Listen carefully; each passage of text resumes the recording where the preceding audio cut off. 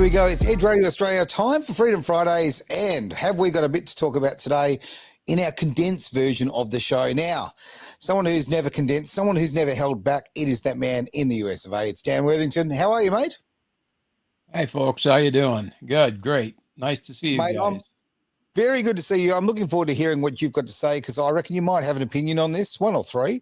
And of course, Derek is out on location. I mean, he's a man of the world. We don't know where he is. I just know it's probably a bit chilly where you are right now, correct?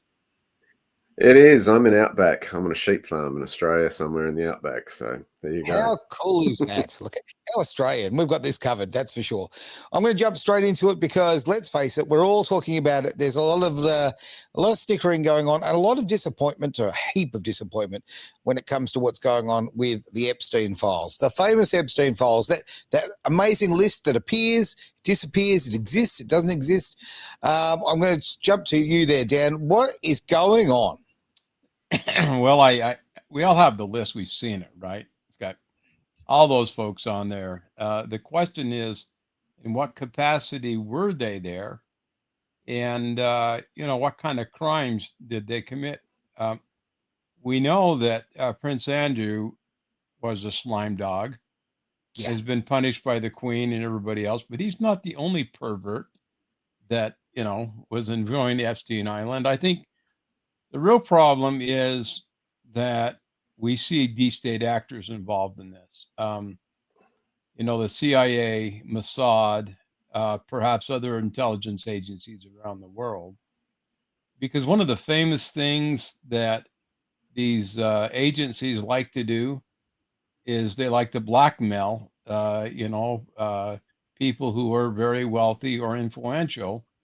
They can hold them by their nads and get them to do things they wouldn't otherwise do. And so I think that obviously we got a bunch of people who are compromised, and many politicians, heads of state, actors and actresses. Lots of people who have no morals, and it's sort of like it's not a real surprise about who they are. And the question is it actionable, right, from a legal standpoint? Right. Yeah, my concern, and I can't believe this is a concern, but I mean, you've got to be fair here. As someone who knows a little bit about being accused of things they didn't do, this is the problem, as I see it, is there's going to be a lot of people on that list who haven't actually done anything wrong, that may be involved, maybe that in one way or another. I mean, they've been invited to the island or whatever the case may be, or they might be in the book, but they haven't actually done something wrong. And obviously, look, you're going to be tarring everyone with the same brush here. You've got the incredible, disgusting human beings. We've got the people who have been to the island, say, 30-odd times. You got look here, our friend Clinton, for argument's sake, of obviously the prince as well. But they're also probably people the on man the list in the blue dress. The man in the blue dress. The man in the blue dress, of course. Yes. Hang on. Well, Bill Clinton, I'm not sure now if he's Bill Clinton president or if he's just Hillary's other side, I don't know. They're disgusting. They're a disgusting couple. We know that they're Truly corrupt. I mean, they were involved in crap long ago with George H. Bush and the CIA and the drug running and everything that the CIA was using to make money to run its covert operations and that kind of crap. I mean, that the problem is the corruption in the United States government, particularly because of the CIA and the other federal agencies that are supposed to be involved in the security of our nation, including the FBI, for that matter. Remember Hoover and his that's another blue dress you need to talk about. But I mean, the problem is these are corrupt assholes, basically, that have power and authority and have used their power to abuse and subject our people, our elected officials, to blackmail and other kinds of things over the years. And American people have been poorly served by the nature of our clandestine organizations. I know it doesn't just happen in the United States. It probably happens with Great Britain and other places. Look at Something happened to where my computer's off. Oh, you're still here. I can definitely see you there, Dan. So all's good. Oh, okay. Well, so makes one think that perhaps things were monkeyed around with. All right. So most Americans who know this or tend to consider it in the balance of all this stuff, it's sort of like why the media has no credibility, because the media has no credibility. They've been lying their asses off for the Democrats for years. But it's a little hard to know who the good guys and the bad guys are anymore, right? Well, let's be frank and let's be very honest. I mean, there are bad guys on both sides, on all sides. I mean, there's some Republicans who are keeping their mouths very shut, throughout this period as well. I want to ask Derek this, Derek, and I mean, look, I'm throwing you in the deep end here because everyone's got an opinion. Some of us, one of us, somebody's got to be right about this. But I mean, what do you think that Epstein's role was? I mean, we've suddenly got this billionaire that's kind of popped up with no history. He's just popped up out of nowhere, and he seems to be incredibly influential. I mean, what are your thoughts there? Well, I think first of all, we need to say the word alleged a lot. We do definitely. We'll put that at the beginning and the end of that. Oh, add alleged. Yeah, and so I think it's important to recognize that. I think what's interesting about this is the whole situation of people want the truth and are demanding it. And some are saying that this is a ploy by Trump to kind of deflect, because I mean, there's some who are comparing the answers that Pam Bondi put out there some months ago and compared to now in relation to, the technicalities of what has been alleged, in relation to the difference between was pornography actually produced and child porn at that point, or was it simply downloaded on a computer? There's been a little bit of a change in the narrative there, and people are picking up on that. Some are saying this is a bit of a ploy from this administration to move it towards getting the left to demand now that, hey, why aren't the truth that the files being released? And it's a bit of a power play. Look, that's an interesting narrative. But yeah, I think it's really, really interesting that people are really wanting the truth now on this. They want this case cleared.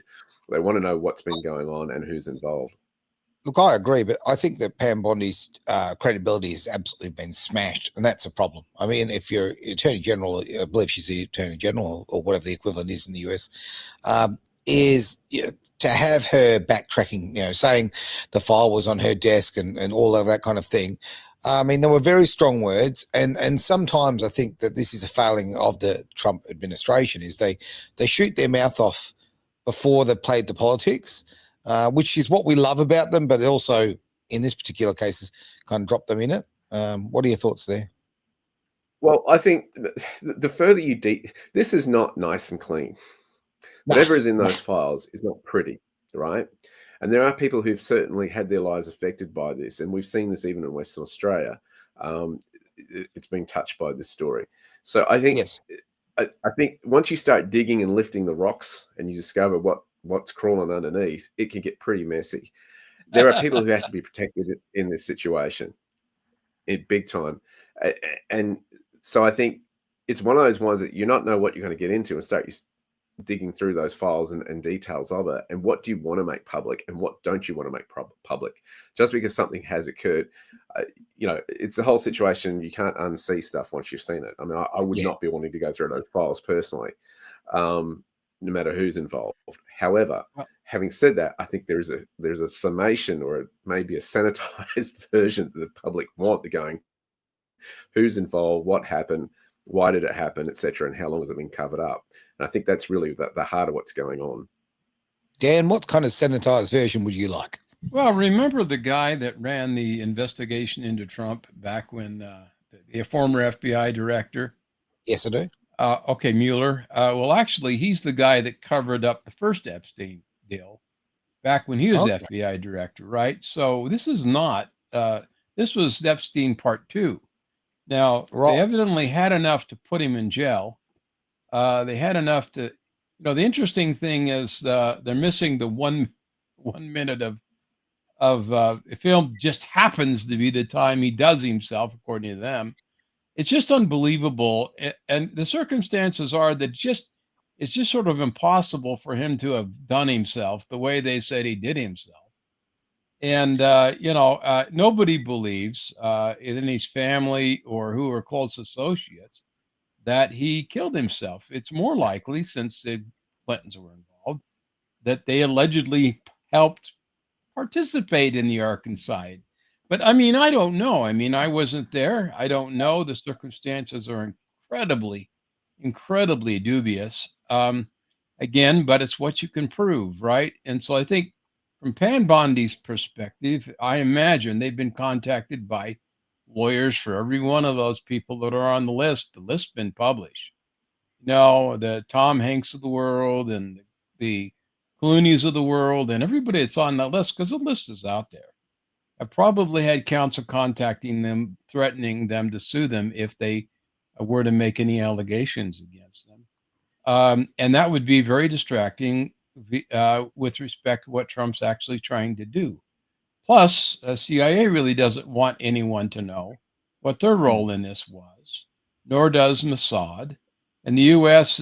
Relationship with Israel right now is difficult enough without bringing up the fact that Mossad creates problems for our country by pulling dirty tricks. It's every spy agency in the world does that, no matter who it is. We got our hands caught doing the same thing against our allies in the stuff that what's his name released on WikiLeaks. Remember all that?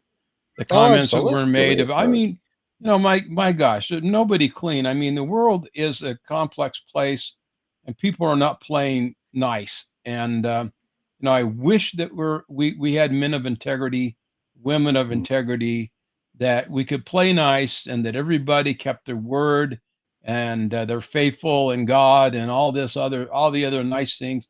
But these are very, very nasty people who think that there's no accountability with respect to the conduct that they get away with. And that is really the problem, is accountability.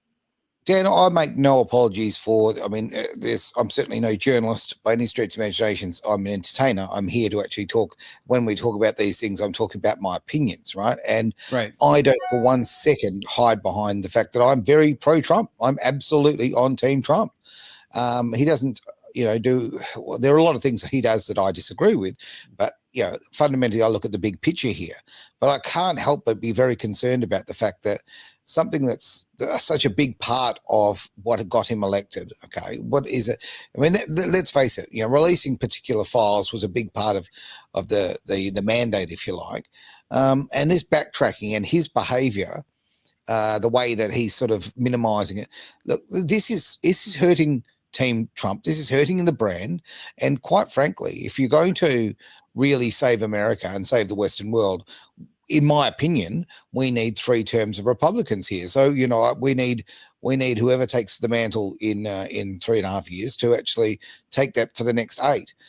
I'm wondering if this backtracking is going to hurt that brand that much. I don't know. I agree with Derek that they're sort of just taunting the left and the media about bringing this out to get them to force them to release it. To put egg on their face. I think there's so much that's happening in Trump world today with all the successes that he's had. That the thing is, the guy almost got murdered by the whomever was involved in that. And if it's any indication of what happened with, say, for example, Kennedy, we all know who was involved in that allegedly. And I suspect the same people were involved here, and I think he wants to finish out his term. I think he wants to survive this. I think that if he pushes remember what happened in his first term, he pushed the deep state pretty hard, and he hasn't said much about the CIA. He hasn't said much about the NSA or any of the clandestine services. In his second term, he's not. They said, okay, you come after us, we'll come after you. And they did. Right? Yes, they did. And so this is not what he wants. He wants to actually make a difference. And the problem is that the CIA allegedly has its sticky fingers all over this. So does Mossad have its sticky fingers all over this. think it's pretty clear from the evidence that they do. It's too bad we have a bunch of perverts in government and in our media, our media and entertainment industries. But that's not the only thing that's ever happened that showed they're perverts. There's Sean Diddy's case and everything else. Same cast of characters, same perverts, right? And so it's sort of, or alleged perverts. Sorry about that. So it's just a sad commentary on the state of affairs in the United States. Trump is the greatest hope, I think, for us to retaining our freedom, even though he's being, I think, characteristically, he's being wise about not taking the CIA directly on face to face, because if he does, that puts him in more danger. And the media has so far sort of backed off, realizing they're going to lose. They're backpedaling on the Democratic narrative to a lot of extent now because there's nothing to defend. The Democrats. Well, have you noticed the massive pay cuts and job cuts that are happening at CNN at the moment? That is just, they are cleaning house because they've got no choice. They've got no viewers. The amount of viewers they're getting on CNN at the moment is literally just a small percentage of what most online commentators are getting. It's crazy. When YouTube is killing CNN, when you couldn't go to an airport without watching CNN, for most of our lives, or certainly most of my life. Yeah. Now they've become irrelevant. These journalists, and I invert those commas, are disappearing here, there, everywhere. And I actually might just take a little side note on this. Yeah, a little side note on this as well. A little bit of a gag, a little bit of amusement for everyone. In Australia, the new rules have come out as far as the reporting misinformation and disinformation. There's through the eCaren setup. Anyway, new laws that came out yesterday were actually flooded with people who have actually, basically dobbed in, as the Australians would say, as an Aussie would say. They have dobbed in the Australian government. They've reported the Australian government for misinformation, disinformation, more than anything else on this new site. So, look, people are waking up to it. People have had enough. Yeah. So, the number one thing that has actually been complained about has actually been Albanese's promises for the election. So there you go. Look, Derek, what are your thoughts on, basically all of this moving forward? Well, again, I think it's a time where the truth is coming out. It's an age of revelation where what has been buried for a long time is now being seen. And, we've seen that with the JFK files coming out and what's been going right back to the 1960s. And Yes. So it's extremely exciting from that perspective. I think even more is going to come out.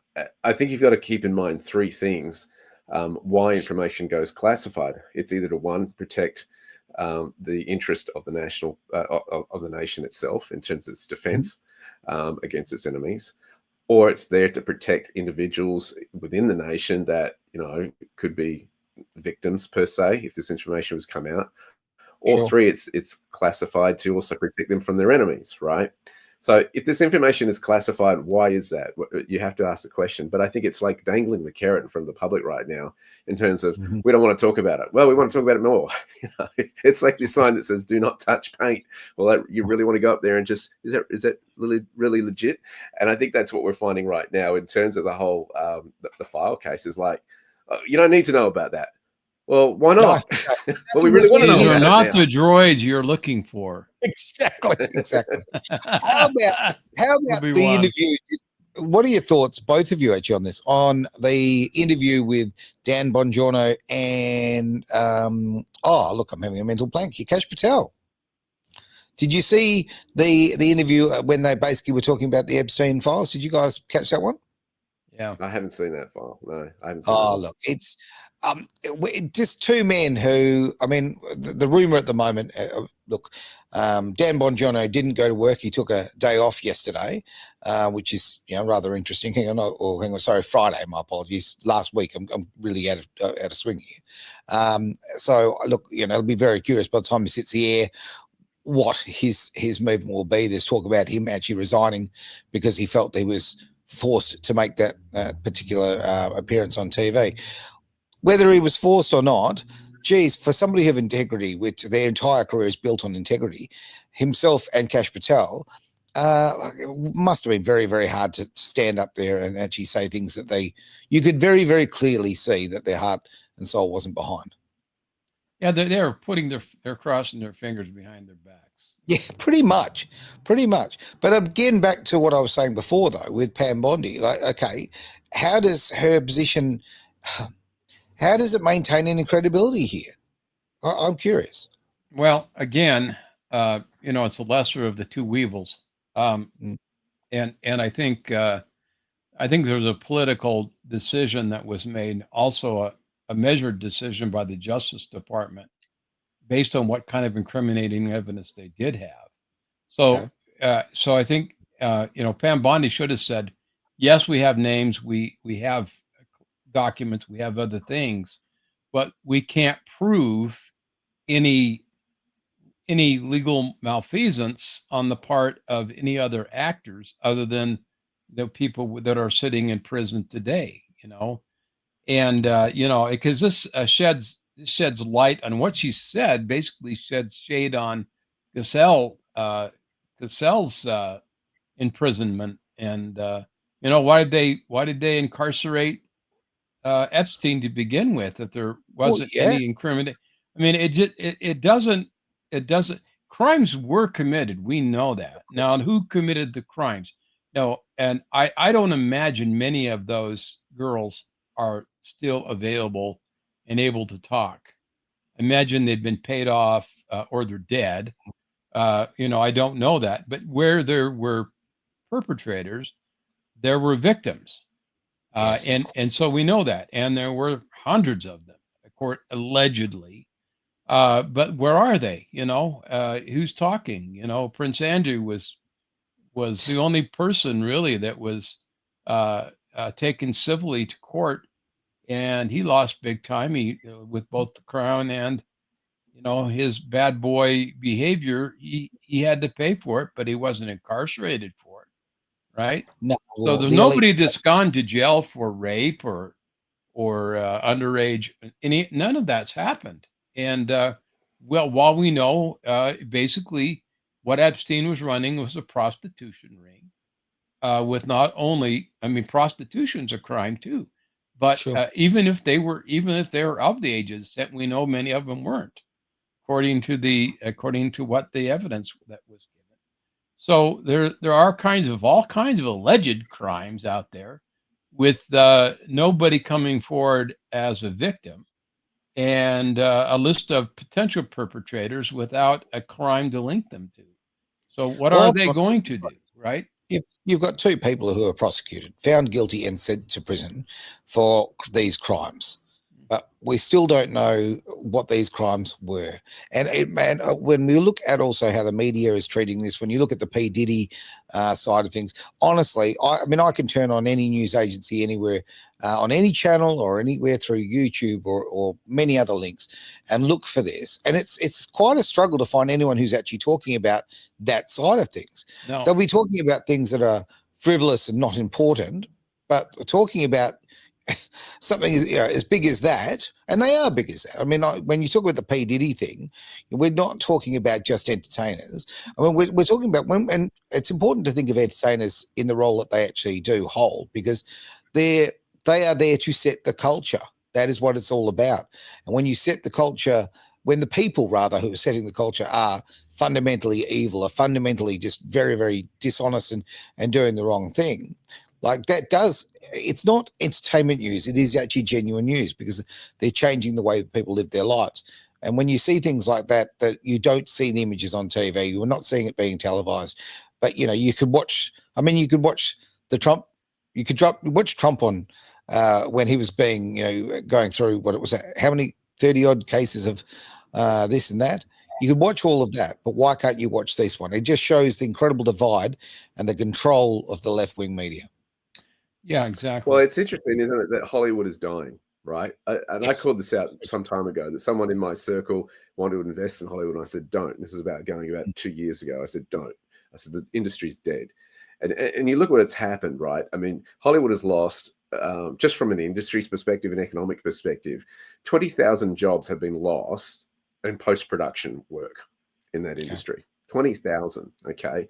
Then you've got the whole situation where you've got Maui burning down. It's not a laughing matter, but it's like, wow. I mean, talk about irony.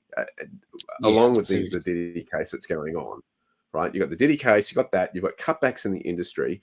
COVID would cost it thousands, millions, because nobody could go and work and shoot films and this sort of thing. And in addition to that, now you've got artificial intelligence where you're looking at going, we don't need actors anymore. We don't need music composers. We need songwriters. We don't need script writers. It's all automated now. And in fact, it's even getting to a point where perhaps you could go and program, you want to watch a particular movie with these kind of elements to it, and the AI will customize it to you in the future, right? Just create it on the spot within a few minutes, and bang, you've got your feature film. I mean, this is revolutionary what's going on. I mean, I say this, I saw my son compose an anthem just a few weeks ago on a little piece of West Australian history here. And, you know, within 10 minutes, once he figured out how to do it, he didn't need a studio. He didn't need a songwriter. He didn't need musicians. He didn't need a choir to sing it. He wrote an anthem, right? And so I just said to him, you have no idea what you've done, how many thousands of dollars it would have used to cost to do what you've just done. So this industry, I find it very interesting. It's come to a point of sickness where it is just vile, and now it's crumbled. And I don't think that's by accident. I really don't. And it can't be resurrected either. It will never be the same as it has been. Look, with the AI point, I'm so glad you brought it up, because I think this is incredibly important. I remember years ago now, I couldn't tell you exactly when, but when we were looking at the actors' strike, and they were saying, right, that's it, we're going to strike, and Hollywood will come to a stop, and we won't be able to make anything, yada, yada, yada. And then they realized, well, Hollywood stood up from the producer side of point of view, and the other side saying, no problem, we can literally do this with avatars now, right? And they were going down that angle. Now, this is a while back. Now, since then, there's been the massive acceleration of AI, right? And I mention this whenever I can because I can't believe it, right? I just cannot believe it. The most successful model in the world right now, when I say model, like, you know, a swimsuit model, fashion model, the most successful model in the world right now is AI. She is fake. She has more views than anyone else in anywhere on the internet, apparently. And if you can do that, and this woman can not just be a fixed photograph, she can be a movie, she can move around, she can, you know, interact, and this is completely fake. Well, if this is what people are knocking up in their back rooms, imagine what, you know, the powers of Hollywood could do. There are no need. You are spot on, Derek. There is no need nowadays for actors, composers, all of those people who used to put a movie together, people who had build sets. All of this can be done artificially. Now, I'm saddened by a bit of that. Obviously, I like things that are made by real people, you know, that are tangible, that, you know, have that artistic side. But at the same time, with the acceleration of tech, maybe it'll actually be more creative time, because maybe those who couldn't get into the industry before can now be part of it. Well, what you're going to see change is a shared narrative. So once upon a time, we had fewer narratives. Correct. What we call now the mainstream media. So there was a common shared culture within that. What the internet has done is come and changed all of that entirely, because now you can hear alternative views, alternative opinions. And Web 2.0, what it did was allow people to post their own and create their own content and share that on social media platforms. Now we're getting, and we've also seen within that the demand for television on demand, video, movie on demand, audio on demand, such as platforms like YouTube. I think that's where the next industry is going, personally, because I think it's now, I want a movie on demand, I want music on demand, what I want and what I want to hear. But there's going to be a less common cultural pool as to that. So it's going to change the dynamic of narrative once again. Well, movies are going to become very much choose your own adventure, really. They really are. You'll be able to, you know, dictate what you want it to be. Look, Dan, what are your thoughts? We're going to wrap up here, but what are your thoughts about the fact that of Hollywood being effectively made null and void by tech, and what a cultural change that'll make? Well, I think you're right. There is a trend towards that. The problem with AI is that it's limited only where we're deciding to limit it, right? Yes. Where we draw the ethical lines and the legal lines vis-a-vis the livelihood, and there's all kinds of technologies out there that have been withheld, and with, you know, we don't need gasoline cars anymore. We all know that. We probably don't need electrical cars anymore. There are probably ways. I mean, look at Tesla. Created a car back in the early part of the 1900s that drew energy from the air and put. But where do we see it? It's not around, is it? So I mean, there's all kinds of technologies that have been subverted and otherwise. I think people have to make money, and as long as that people have to make money, and they're lobbying groups and they're powerful people, we will see the pushback against AI being intrusive in those areas as long as they can. But like Derek said, there's an or you, I imagine, but it with creativity of the individual being able to go in and create different AI based entertainment, maybe it is a thing of the past. I don't know. We'll see we'll have to see how it goes, where it goes. I do know that human will and our existence as human beings can very easily be threatened by AI if we're not careful, because we don't want to see Skynet made real. No. And the military, U.S. military, is considering using robotic soldiers and everything else and stuff that is ran by AI. And sooner or later, computers are going to figure out how stupid we are and decide to take matters into their own hands, right? Why do they need us? So it's going to be interesting. I disagree with you. I really wish I disagree with you, but that's exactly right. I mean, I see it going that way, and I think that, look, AI, the cat's out of the bag. We have to realize it's part of our life now, but I would like to think that there's going to be ethical standards and limits put on it into the future. No. Well, what happens is the politics can't keep up with it, right? The technology comes out and they're always late in the legislation. So it will come. There will be restrictions that can be done and this sort of stuff. But in terms of the world of entertainment, I think, if you've got AI that hits all the dopamine points of an individual while they watch their entertainment, I think the AI will figure that out. It's like trying to convince my kids to sit there for an hour to watch movies made from the 1920s, or back when the 1930s and 1940s. They get bored with it because why? They've grown up seeing such incredible technological presentations. So I think that's where it's going to go in terms of, there'll be some legislation that comes in. There'll be some attempts to protect industries. Once the unions catch on that, hey, we could be out of jobs if there's no more people to protect. What are we going to do? So they'll protect their own interests, and legislation will come in. But it's going to change things big time. Yeah. But we've got DARPA, and we've got the other military industrial complexes of other competing nations producing crap we don't even know about, that's generations beyond what we see commercially. And, that is the problem, because they don't care about ethics. They've got the black budgets and the money to be able to do whatever they're going to do. I mean, this is why we see literally no privacy in America anymore. And the fact that everything that's ever said or is recorded and taken down and compared against a database to see if you're some sort of whatever, right? And we have no privacy anymore. Privacy is a falsehood. It's an artificial construct, because the government has gone so far in its ability to intrude in the lives of American people, and probably the peoples around the country, around the world, I mean. So very interesting time to be alive. That's for sure. I never thought. When I was born all those years ago and I was cruising around on my bike, being a local BMX bandit, I didn't realize I'd be living in such incredible changing times. When we looked at history lessons and we looked at the Roman Empire and the time of Jesus and all of these things, I never thought that little old me would be living in a time that, and I do. I think we're living in a time as absolutely as significant as those in the past. Look, thank you, gentlemen, for a fantastic conversation. Of course, we went all the way from Dirty Epstein to AI and probably back. That's how we tend to travel around here. So thank you very much for being part of Freedom Friday.